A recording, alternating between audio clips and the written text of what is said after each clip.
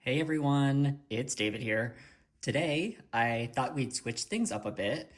Instead of focusing on the plants that are thriving, I wanted to take you along for a closer look at a few things that aren't doing so well.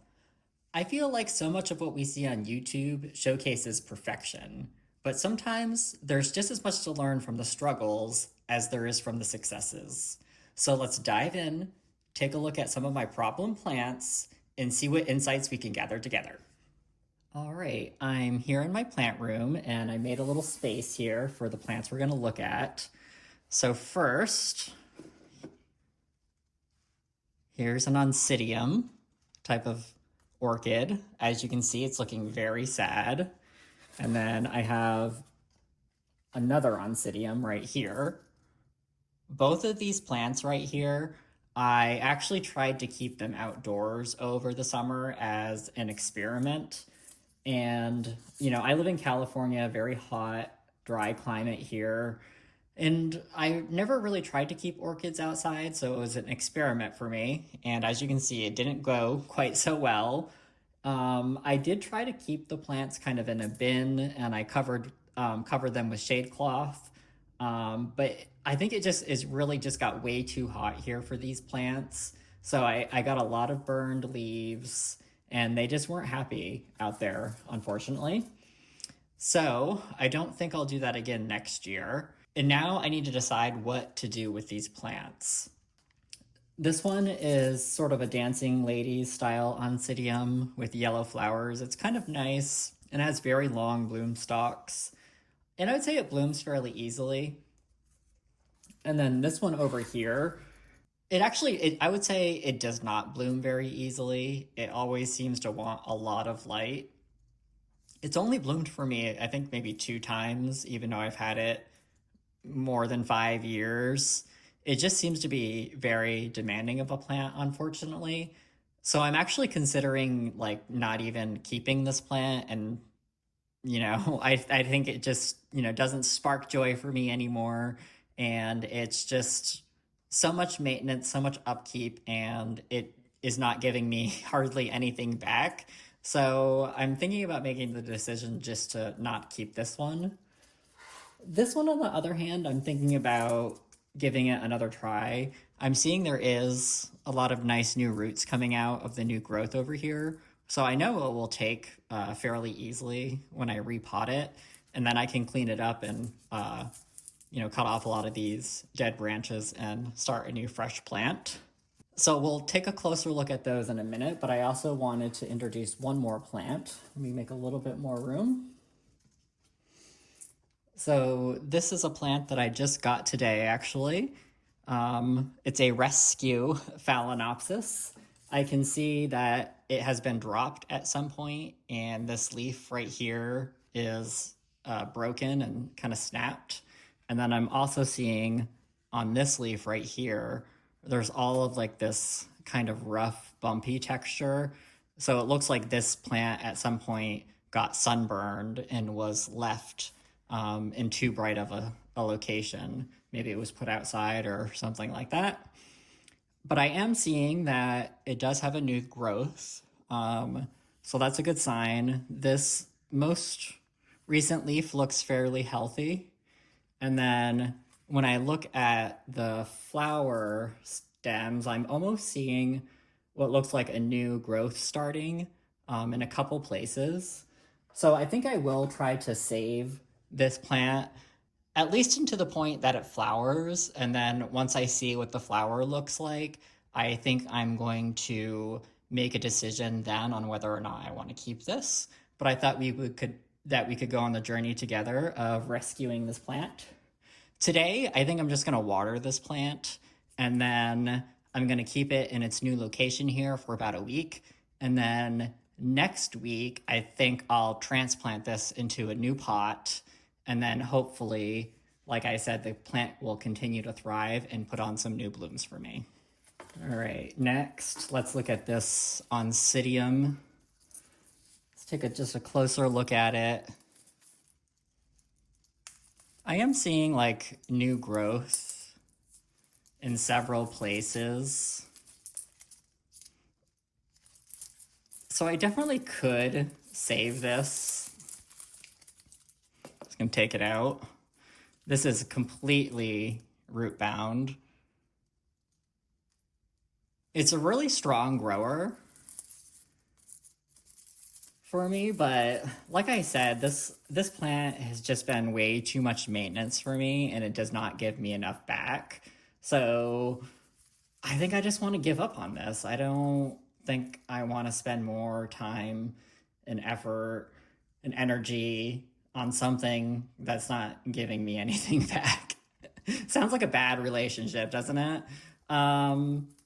So yeah, decision's made. I'm not going to keep this orchid. I already have limited room in my collection, so I'd rather save space for something else. All right, so that leaves this Dancing Ladies Oncidium. Let me just get a tray so we can take this out of the pot. All right, so I'm just gonna lift this out of the pot. See what the roots look like.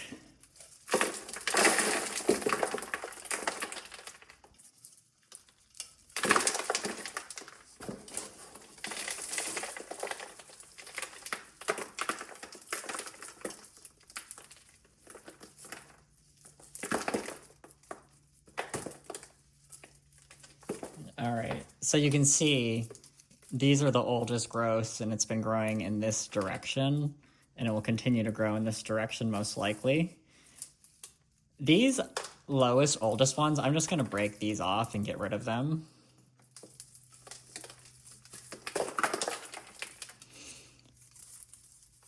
So this technically right here could be repotted and new growth will come out from the side eventually, but I only have limited space for my plants, so I think I'm only going to keep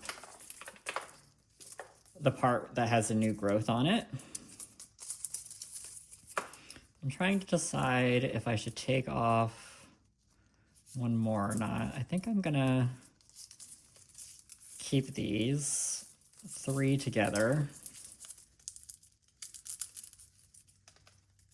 Just gonna clean it up a little bit more, taking off some of the papery parts, taking off any old media I can.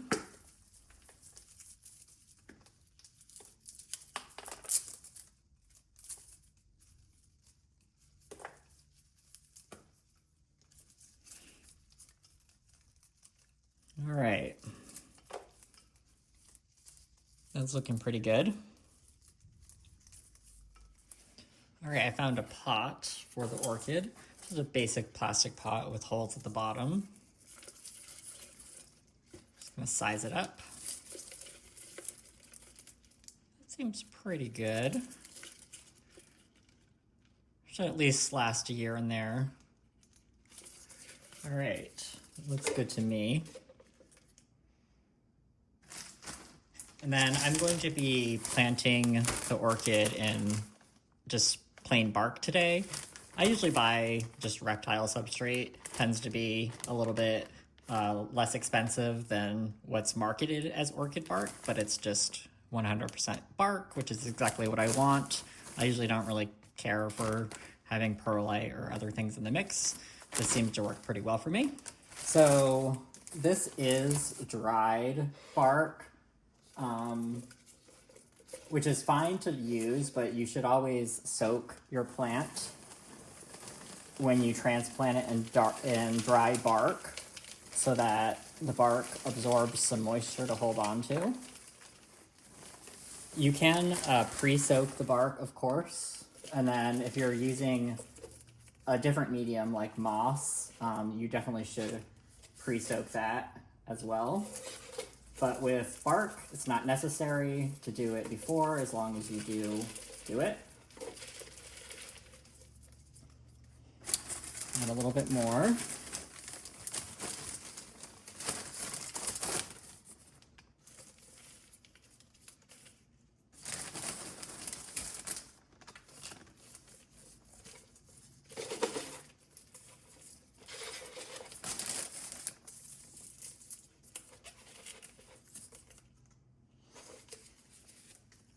So there is new roots coming out about right here. So I'm trying to bring the soil up, or I should say the bark media, right up to where the new roots are coming out.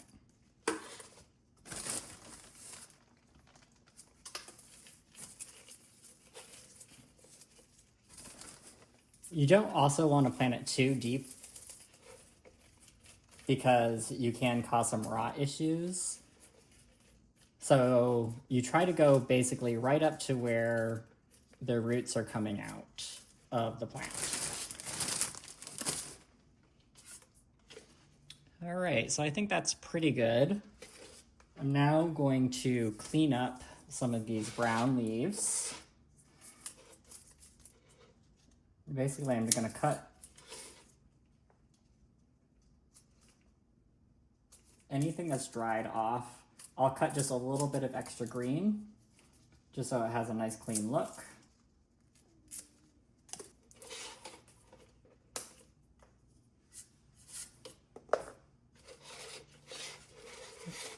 All right, there we have it. I think that's already looking a lot nicer and a lot cleaner. So now I'm just going to start taking care of this indoors like the rest of my orchids, and it should bounce back, and I'm hoping to see new flowers on this Oncidium next year. Thank you guys so much for watching this video and taking a look at some orchids that are having a few problems. Hopefully you guys learned something about rescuing orchids that are not in the best condition. As always, let me know if you have any questions down in the comments. Thank you so much for watching, and I'll see you in the next one. Bye.